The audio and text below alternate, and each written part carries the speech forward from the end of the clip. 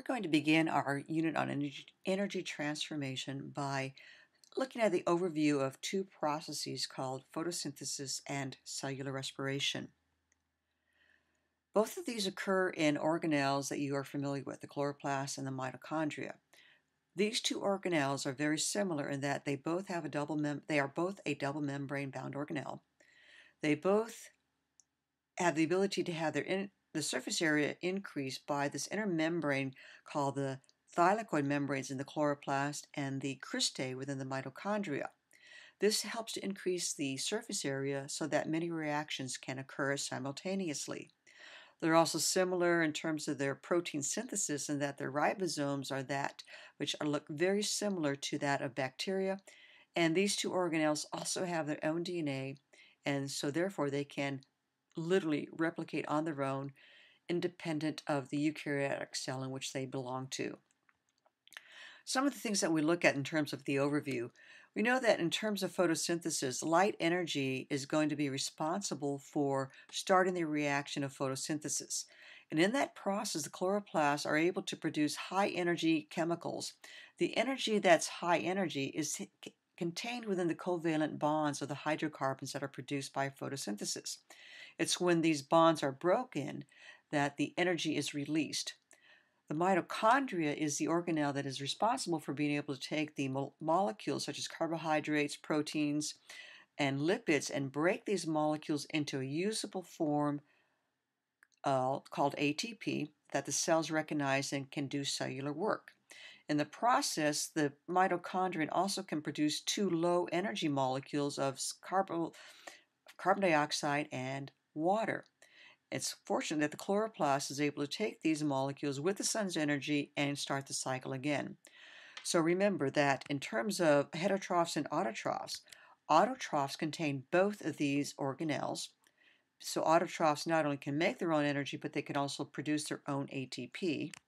However, heterotrophs, such as yourselves, can only break down the energy that the autotrophs have produced in order to make ATP.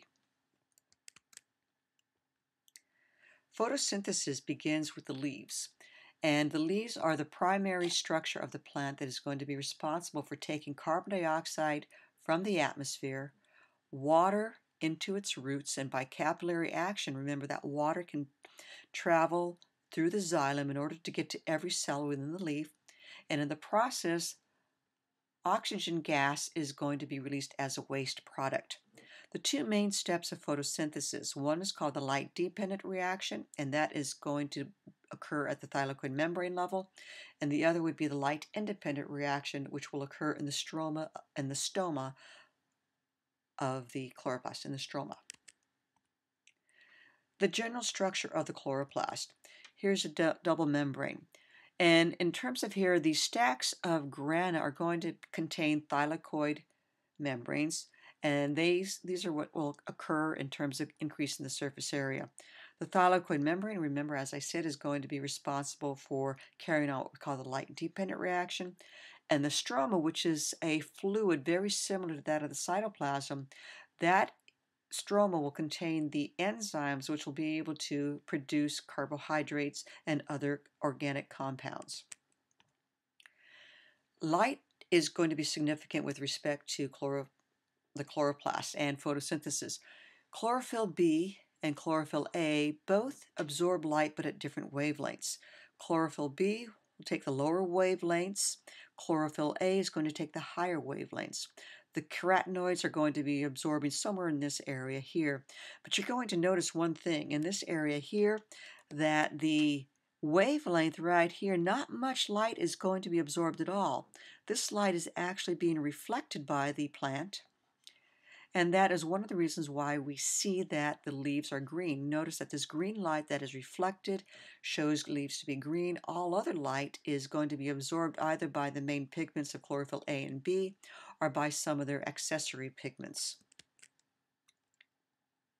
The thylakoid membrane is going to be the one membrane that's going to be very similar in terms of the cell membrane made up of phospholipids, but it will be specialized in containing the chlorophyll molecules plus all of the accessory molecules necessary for the light-dependent reaction. Inside the thylakoid membrane, or the thylakoid space, is also called the lumen. And this is where we're going to see what we call a concentration gradient build up. And the concentration that we're going to see build up will be that of hydrogen ions. And remember, we talked a little bit about hydrogen ions earlier as a proton. So if I use proton and hydrogen ion, they mean the same thing. In general, light is going to be absorbed by the chlorophyll. Water, in the meantime, has been transported from the root, and water is able to be split. So oxygen gas is going to be released from the chloroplast. In the meantime, the hydrogen is split into its proton and its electron. The electrons are going to travel through what we call these electron transport chains. In the meantime, they're going to change in terms of high energy and low energy electrons. The protons, in the meantime, will be gathering in the thylakoid space, and the only area where the protons can diffuse down their gradient is a very special protein called ATP synthase. This ATP synthase, we're going to notice, is also going to be found within the mitochondria, so there is yet another similarity. The whole purpose of the protons going down one area creates what we call chemoosmotic gradient, so that there's going to be energy in order to produce one of the products called ATP from ADP. So it's going to combine a negatively charged phosphate along with an ADP, adenosine diphosphate, to form adenosine triphosphate. The hydrogens are going to also be picked up by a special hydrogen carrier called NADPH. These two products are now in the stroma, and they're going to be used for what we call the Calvin cycle, or the light-independent reactions, in order to make the organic molecules. So again, the first step is to create energy for the second step, called the Calvin cycle. The Calvin cycle, there's a nice diagram in your book, kind of shows you what's going on. And in this process, the first part is taking the carbon dioxide from the atmosphere. And now we notice you're using the products of the light-dependent reaction to drive this carbon dioxide to eventually form this precursor called G3P in order to form other organic molecules. Often you'll probably see the glucose as the most frequently used to describe this process. And in the meantime, what happens is the Calvin cycle is going to continue to regenerate over and over and over again molecules in order to produce more sugars. So in summary, the breakdown of photosynthesis, you have two reactions, the light-dependent and the light-independent.